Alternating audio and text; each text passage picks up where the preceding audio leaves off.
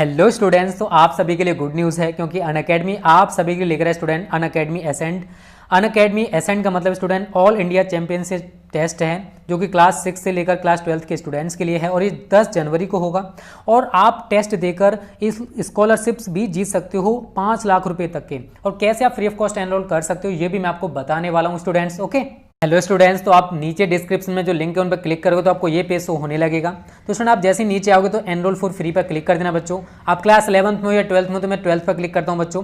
तो यहाँ पर आपको एनरोल का ऑप्शन दिखाई दे रहा है। तो बच्चों अगर आपको जैसे आप एनरोल पर क्लिक करते हो और आपसे बच्चों आगे प्रोमो कोड पूछा जाता है तो वहाँ प्रोमो कोड में बच्चों आपको ध्यान रखना है स्मार्ट स्टडी क्लासेस जरूर डालना है, स्मार्ट स्टडी क्लासेस, और बिल्कुल भी गैप मत करना स्मार्ट स्टडी क्लासेस में, तभी आप इस टेस्ट को फ्री ऑफ कॉस्ट दे पाओगे। और अगर आप पहले से ही हो तो बच्चों बस आपको एनरोल पर क्लिक कर देना है और आपका एनरोल्ड हो जाएगा और आप आसानी से 10 जनवरी को टेस्ट दे सकते हो। हेलो स्टूडेंट, एक बार फिर से आपका स्वागत है आपके अपने स्मार्ट स्टडी क्लासेस पर। हाँ, तो हमारी इंटरमीडिएट की इंग्लिश ग्रामर क्लास चल रही थी और जिसमें चल रहा था आपका वोकैबुलरी। क्या चल रहा था? वोकैबुलरी, जो बहुत ही महत्वपूर्ण टॉपिक है। यदि आप इसको नहीं समझोगे तो आप एग्जाम में एक अच्छा स्कोर नहीं कर सकते हैं, इसलिए आपको इस टॉपिक को समझना बहुत ही जरूरी है। तो इसमें 5 टॉपिक लिए जाते हैं जिसमें पहला होता है आपका सिनोनियम्स, दूसरा होता है एंटोनियम, तीसरा होता है होमोफॉन्स और चौथा होता है आपका वन वर्ड सब्स्टिट्यूशन और 5वां होता है इडियम्स एंड फ्रेजेस। इस तरह से 5 आपके पॉइंट होते हैं और जिसमें अब तक आपके 4 पॉइंट क्लियर हो चुके हैं और 5वां भी पूरा होने को है, यानी इसमें 1-2 वीडियो और रह गई हैं जिसके बाद आपका ये इडियम्स और फ्रेज भी समाप्त हो जाएगा। यानी कि जो इडियम्स है वो तो आपके समाप्त हो चुके हैं, बट आपके इस समय चल रहे फ्रेजेस। क्या चल रहे फ्रेजेस? क्योंकि एग्जाम में जो होते हैं वो 3 तो आपके इडियम्स आते हैं और 2 आपके फ्रेजेस आते हैं, इस वजह से कुल मिला के 5 आते हैं और जिसमें से आपको केवल 3 का ही आंसर देना होता है। इसीलिए आपको इसको बहुत ही अच्छी तरह से समझना है, ठीक है। तो जहां समय वेस्ट करते हुए चलते हैं अपने टॉपिक की ओर। क्लास 12th इंग्लिश ग्रामर, यानी कि 12th क्लास की इंग्लिश ग्रामर क्लास चल रही थी आपकी और जिसमें चल रहा था वोकैबुलरी। क्या चल रहा था? वोकैबुलरी, इसको हिंदी में बोलते हैं शब्दावली, जो आपके एग्जाम में 14 मार्क्स का आता है। तो क्या चल रहा है? इसमें चल रहा है आपका इडियम्स एंड फ्रेजेस। तो इडियम्स आपके कंप्लीट हो चुके हैं और इस समय चल रहा है आपका फ्रेजेस। क्या चल रहा है? फ्रेजेस। और ये पार्ट चल रहा है आपका 17वां। कौन चल रहा है? 17वां। इसके बाद आपके 1-2 पार्ट और आएंगे और ये आपका वोकैबुलरी जो है पूरी तरह समाप्त हो जाएगा, यानी कि सारे टॉपिक आपके क्लियर हो जाएंगे, ठीक है ना। तो इसमें हम केवल आपको 12 ही वर्ड लेते हैं ताकि आप इन्हें अच्छी तरह से याद कर सकें, क्योंकि यदि हम ज़्यादा वर्ड देंगे तो आप उनको ठीक प्रकार से याद नहीं कर पाओगे और जब याद नहीं कर पाओगे तो पढ़ाने का कोई मतलब ही नहीं है। इसलिए आपको कम से कम समझा जाता है ताकि आप इसको एक दिन में अच्छी तरह से कंप्लीट कर सकें। तो इसमें देखो हमने 12 ही दिए हैं और हम आपको पहले बता चुके हैं, फिर से रिवाइज कर रहे हैं कि इसको याद करना बड़ा ही आसान है। यदि आप मेरे हिसाब से याद करोगे तो आप एग्जाम में इसे बहुत ही अच्छी तरह से कर सकते हो, बहुत ही बढ़िया तरह से। कैसे कि आपको जैसे कि ये हिंदी में इंग्लिश मीनिंग दिया है और इसका ये हिंदी मीनिंग दिया है। जैसे गिव अप मीन्स क्या होता है? त्यागना। क्या होता है? त्यागना। तो आपको गिव अप का जो मीनिंग है वो अच्छी तरह से याद होना चाहिए, क्योंकि जब तक आपको इसका इंग्लिश का हिंदी मीनिंग नहीं पता होगा आप इसका सेंटेंस नहीं बना सकते हैं। और वैसे आप इतने सारे सेंटेंस कैसे याद रखोगे? बहुत ही दिक्कत वाली बात है। इसीलिए आपको इसमें क्या करना है, इसकी हिंदी को याद रखना है बहुत ही अच्छी तरह से। और यदि आपको हिंदी याद होगी तो बहुत ही अच्छी तरह से आप इसको कंप्लीट कर सकते हैं। यानी कि आपको इसकी हिंदी के बेस पर एक वाक्य सोचना है और उसकी अंग्रेजी बना देनी है, ठीक है। तो हमने क्या वाक्य बनाया, जरा इसको देख लेते हैं। द डॉक्टर एडवाइज्ड, यानी कि डॉक्टर ने क्या किया? सलाह दी। क्या सलाह दी? दैट की the patient should give up smoking, यानी पेशेंट में से होता है मरीज। शुड माने चाहिए, गिव माने त्यागना, स्मोकिंग माने धूम्रपान। यानी कि डॉक्टर ने सलाह दी कि पेशेंट को, यानी कि रोगी को धूम्रपान त्याग देना चाहिए। तो बहुत ही आसानी से कर सकते हैं। दूसरा है आपका गो अबाउट। क्या है? गो अबाउट, जिसका मतलब होता है प्रयत्न करना। क्या होता है? प्रयत्न करना या फिर कोशिश करना कह सकते हैं आप। तो क्या होता है? यानी कि आपको इसका हिंदी मीनिंग बहुत ही अच्छी तरह से याद होना चाहिए कि गो अबाउट मीन्स क्या होता है? प्रयत्न करना, यानी कि कोशिश करना कह सकते हैं। तो सेंटेंस देख लेते हैं इसका क्या है। ही वेंट अबाउट फॉर, तो ही वेंट अबाउट मीन्स क्या है कि उसने प्रयत्न किया फॉर मिस होता है लिए, किसके लिए, IAS एग्जामिनेशन, यानी कि सिविल शिक्षा जो परीक्षा होती है, सिविल सेवा परीक्षा, यानी कि IAS के लिए उसने क्या किया, उसने उसकी कोशिश की, यानी कि उसने IAS की परीक्षा के लिए कोशिश की, ठीक है ना। तो बहुत ही आसानी से, या कह सकते हो तुम इस समय इंटरमीडिएट परीक्षा की तैयारी कर रहे हो तो तुम कह सकते हो कि हम इंटरमीडिएट में अच्छे अंक लाने का प्रयत्न कर रहे हैं, ठीक है ना। ऐसे इस तरह से आप बना सकते हो, कोई दिक्कत नहीं है। अगला देख लेते हैं क्या है थर्ड पर, गो बाई। क्या है, गो बाई मीन्स क्या होता है, अनुसार चलना। क्या होता है कि अनुसार चलना, यानी गो बाई मीन्स क्या होता है, अनुसार चलना। तो एग्जाम्पल देख लेते हैं, honesty is a good rule. Honesty क्या है, हॉनेस्टी एक अच्छा नियम है, टू गो बाई, और उसके अनुसार हमें क्या है, चलना चाहिए, यानी कि ईमानदारी जो है एक अच्छा नियम है और उसके अनुसार हमें क्या है, चलना चाहिए, ठीक है ना। तो इस तरह से बहुत ही आसानी से आप बना सकते हैं सेंटेंस। अगला देखते हैं फोर्थ पर क्या है, go into. Go into means क्या होता है, जांच करना। क्या होता है, जांच करना। गो इनटू मीन्स क्या होता है, जांच करना। तो इसका एग्जांपल देख लेते हैं।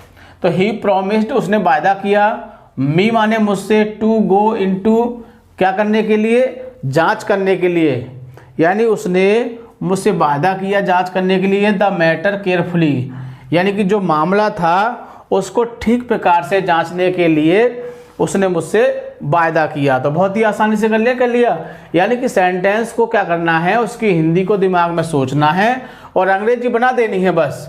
आगे पांचवें पर देखते हैं क्या है, गो थ्रो। गो थ्रो मीन्स क्या होता है, सहन करना। गो थ्रो मीन्स क्या होता है, सहन करना। तो एवरी मैन, यानी कि प्रत्येक व्यक्ति को, शुड माने चाहिए, गो थ्रू माने सहन करना चाहिए, हार्डशिप इन लाइफ, यानी कि जीवन की जो कठिनाई है, जीवन की जो परेशानी है, व्यक्ति को उसको क्या करना चाहिए, उसको व्यक्ति को सहन करना चाहिए, यानी कि जीवन की जो परेशानी है उसको व्यक्ति को क्या है, सहन करना चाहिए। आगे 6 पर देखते हैं, होल्ड गुड। क्या है, होल्ड गुड मीन्स क्या होता है, सत्य बोलना। तो कह सकते हैं कि हमें हमेशा सत्य बोलना चाहिए, या उसे हमेशा सत्य बोलना चाहिए, या जीवन में हमें सत्य बोलना चाहिए, इस तरह से बना सकते हैं। तो you should always hold good in his life, तुम्हें अपने जीवन में हमेशा सत्य बोलना चाहिए, ठीक है। आगे देखते हैं 7 पर क्या है, होल्ड ओवर। क्या है, होल्ड ओवर क्या होता है, स्थापित करना। क्या होता है, स्थापित करना, सॉरी स्थगित करना। क्या होता है, स्थगित करना, यानी कि होल्ड ओवर मींस क्या होता है, स्थगित करना, ठीक है ना। क्या होता है इसको, स्थगित करना मतलब कि रोक देना कह सकते हैं आप। तो ड्यू टू कोरोना, यानी कि कोरोना के कारण क्या हुआ था, due to corona the exam will hold over. तो परीक्षाएं क्या हो गई थी, परीक्षाएं रोक दी गई, परीक्षाएं रोक दी गई थी, है ना, रोक दी जाएंगी, ठीक है, इस तरह से, यानी कोरोना के कारण परीक्षाएं रोक दी जाएंगी, ठीक है ना। तो बहुत ही आसानी से बना सकते हैं। यदि आपको इससे भी अच्छा कोई और वाक्य मिल रहा है तो आप उसको बना दीजिए। हम आपसे ये फोर्स नहीं करेंगे कि आपको यही वाला वाक्य लिखना है, बट एग्जाम में ऐसा कुछ नहीं है, बट जो वाक्य आप बनाओ वो सही होना चाहिए, ठीक है ना। आगे देखते हैं 8 पर क्या है, होल्ड अप। क्या है, होल्ड अप माने रोक कर लूटना। क्या होता है, रोक कर लूटना। होल्ड अप मीन्स क्या होता है, होल्ड अप मीन्स क्या होता है, रोक कर लूटना। The traveller were hold up by the robbers, यानी कि यात्रियों को लुटेरों द्वारा रोककर क्या किया गया, लूट लिया गया, ठीक है ना। तो बहुत ही आसानी से बना सकते हो आप। सिर्फ आपको क्या करना है, इस हिंदी मीनिंग के साथ, इस इंग्लिश मीनिंग के साथ ये हिंदी मीनिंग भी आपको बढ़िया तरह से आना चाहिए। आगे 9 पर देखते हैं, कीप ऑन। क्या होता है, जारी रखना। कीप ऑन मीन्स क्या होता है, जारी रखना। क्या होता है, जारी रखना। तो कीप ऑन मीन्स क्या होता है, जाहिर कॉमन वर्ड है और हम आपको बता चुके हैं कि इनके जो मीनिंग होते हैं, अर्थ होते हैं, बहुत ही कॉमन होते हैं। ऐसे मीनिंग होते हैं जैसे कि आप उन्हें पहले पढ़ चुके होंगे। The workers kept on working, यानी कि जो वर्कर्स थे, जो कर्मचारी थे, केप्ट ऑन वर्किंग, उन्होंने उस कार्य को जारी रखा, टिल कब तक, दे वर कंप्लीटली टायर्ड, कब तक, जब तक कि वे पूरी तरह से थक नहीं गए थे, है ना। तो बहुत ही आसानी से यानी कि उन कर्मचारियों ने अपना कार्य जारी रखा जब तक कि वह थक नहीं गए। तो बहुत ही अच्छी तरह से आप कंप्लीट कर सकते हैं, बिल्कुल आपको दिक्कत नहीं होगी। आगे 10 पर देखते हैं क्या है, कीप बैक। कीप बैक क्या होता है, छिपाना। क्या होता है, छिपाना, यानी कॉन्सेल, छिपाना। आपने इसके वो याद किए होंगे सिनोनियम सेंटेंसेस में, सिनोनियम्स में आपने देखा होगा कॉन्सेल में छिपाना होता है, और आपका कीप बैक में भी क्या होता है, छिपाना। तो ए गुड सन कीप्स, यानी कि एक अच्छा पुत्र होता है, कीप बैक्स वो छुपाता है, नथिंग कुछ नहीं, फ्रॉम हिज पेरेंट्स, यानी कि जो एक अच्छा बच्चा होता है, अच्छा पुत्र होता है, वो माँ बाप से कुछ नहीं छुपाता है, ठीक है ना। 11 पर देखते हैं क्या है आपका, ले बाई, बहुत इंपॉर्टेंट है, अक्सर एग्जाम में आ जाता है। ले बाई में क्या होता है, भविष्य की आवश्यकताओं के लिए बचाना, यानी कि जैसे कि भविष्य के लिए हमें पैसा बचाना है, या और भी बहुत सारी चीज़ होती है भविष्य के लिए बचाते हैं हम, तो उसके लिए क्या होता है, भविष्य योजना क्या होता है उसका मतलब, यानी कि ले बाई, क्या होता है, ले बाई। तो एग्जाम्पल देख लेते हैं, ए वाइज मैन लेज, एक बुद्धिमान व्यक्ति जो होता है वो छिपाता है, ए पार्ट ऑफ हिज इनकम, यानी कि अपने भविष्य के लिए पैसे को छिपाता है, अपनी आमदनी में से। लास्ट 12 पर क्या है, ले अप, क्या होता है, ले अप, यानी कि बिस्तर में लगना। क्या होता है, ले अप में क्या होता है, बिस्तर में लगना। अब बिस्तर में लगना क्या मतलब, ये कोई व्यक्ति काफ़ी दिन से बीमार है, परेशान है, तो वो लेटा रहेगा तो क्या होगा, वो बिस्तर में लग जाएगा, तो उसको भी बोलते हैं, यानी कि मदर लेड, माताजी बिस्तर में लग गई, अप विद फीवर, किससे, बुखार के कारण। तो इस तरह से बहुत ही आसानी से आप किसी भी वाक्य को अपने सेंटेंस में बना सकते हैं। यदि आपको इसका हिंदी मीनिंग याद हो, तो हिंदी मीनिंग आपको बहुत ही अच्छी तरह से याद करना है, क्योंकि जब तक आपको हिंदी मीनिंग नहीं पता होगा आप सेंटेंस ठीक प्रकार से नहीं बना सकते हैं। और ये कोई रटने का टॉपिक नहीं है, जैसे कि मान लो आपने 10, 20, 50 रट लिए, ऐसा नहीं हो सकता है, क्योंकि रट भी लोगे तो क्या होगा, मान लो जिसको आपने रटे वो एग्जाम में नहीं आया तो क्या होगा, फिर भी वही काम होना है जो पहले करना था, यानी कि आपको अच्छी तरह से उनको वर्डों को याद करना है, ठीक है। तो इनको आप बहुत अच्छी तरह से लर्न करोगे, 2-3 बार वीडियो को देखोगे और आपको बहुत ही आसानी से याद हो जाएगा, ठीक है ना। तो वीडियो को 2-3 अच्छे से देखोगे, और सबसे खास बात, वीडियो को लाइक या शेयर करना नहीं भूलोगे, ताकि विद्यार्थी और भी इससे फ़ायदा उठा सकें, ठीक है। थैंक यू, जय हिंद, जय भारत।